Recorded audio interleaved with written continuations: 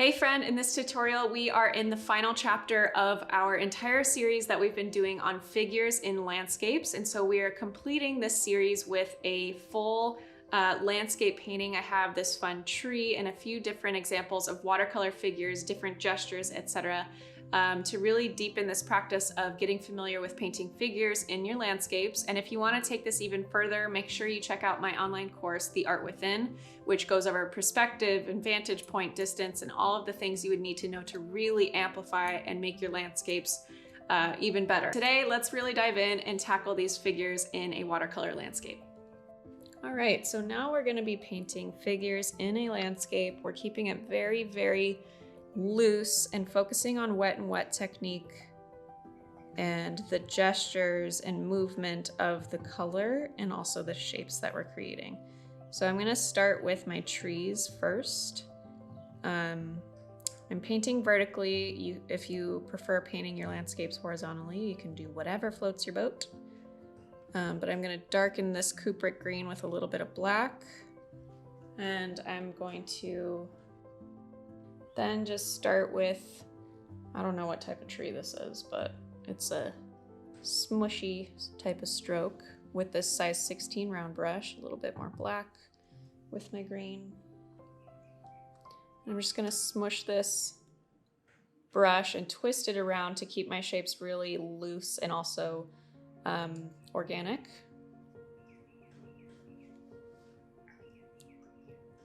I'll release some of that pigment and grab some water and maybe bring some of that shape down in here using wet and wet technique.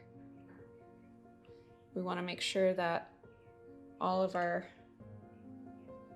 values for everything that we paint and the hues are just slightly different so that we create movement and depth. And I'm just gonna extend this a little bit.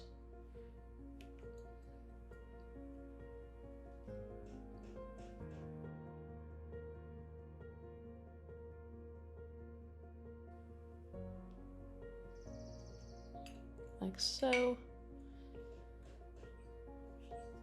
And I also really like to add in some splatter.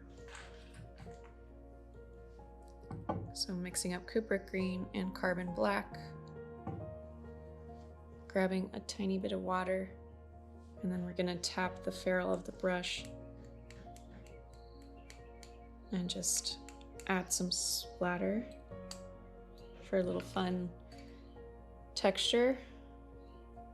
And then I'll grab burnt umber, kind of mix up a grayish brown with burnt umber and carbon black and a little bit of yellow ochre.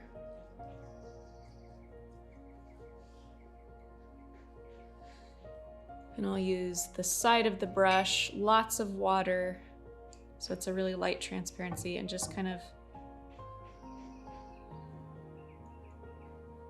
loosely paint in this tree bit, like so.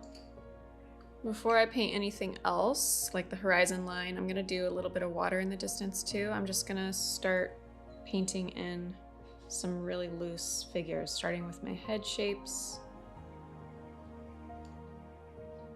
And maybe these people are a lot smaller in the distance.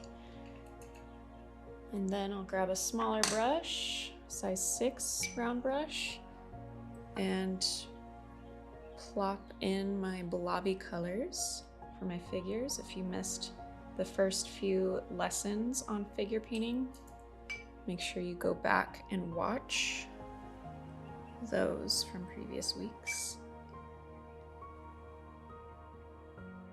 We've got that taper. Maybe this guy has some different paint color. And this one is a little bit closer to us, so we'll get a different color. Love adding these loose blobby shapes and just creating lots and lots of vibrancy and playful shapes.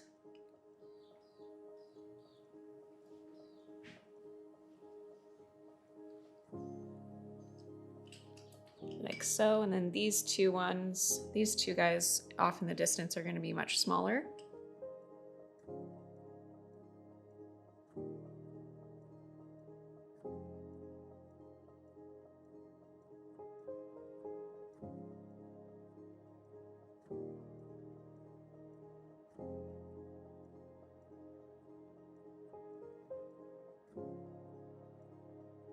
Don't be afraid to let your figures touch and bleed and create that wet and wet bleeding situation. So now to tie in this whole scene, I'm going to create a really loose, just a line basically for my horizon line. Maybe starting at the tree. Going in between my figures. If it touches the figures, I'm happy about it because it creates a bleed. And now we have a whole scene coming together. I'm going to go back to a slightly bigger brush and grab phthalo turquoise and maybe some ultramarine.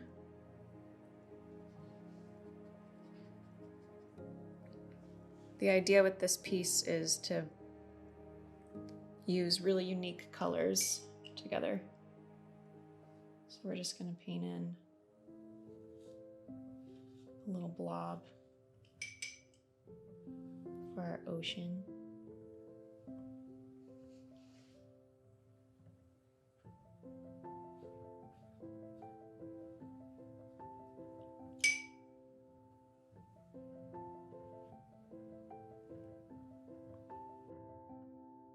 And we can go back in with thicker blue if we want.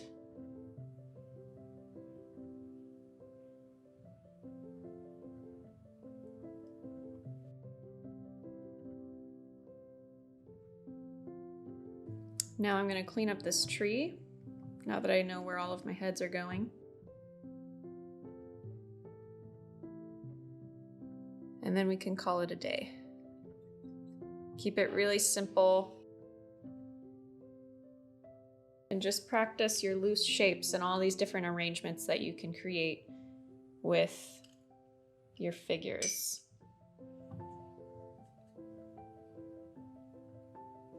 You can also spread the hair of your brush out a little bit more. And I'm just adding in this darker color, similar to our sketching lesson earlier this month, how I sketched in and scribbled in those darker scribbles on this bottom section to add fluff and shape. And then I'll go in with a thicker, darker brown, burnt umber with a touch of black, really thick consistency, and just kind of accentuate and create more wobbliness with the tree.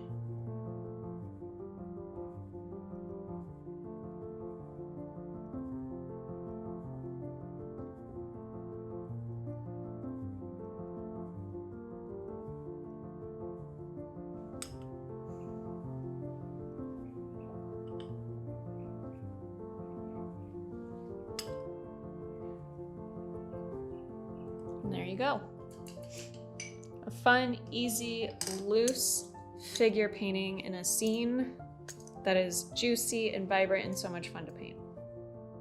There you have it. I hope that was fun for you. I love painting and sketching and illustrating figures. It's one of my favorite things to do, especially just doodling out in nature or on my art retreats that I do abroad. I love to bring a sketchbook along and just sit at a bench at a park and sketch or paint these little vignettes and little scenes. They're so much fun. If you fill up an entire sketchbook with these scenes, it can be really fascinating to look back on.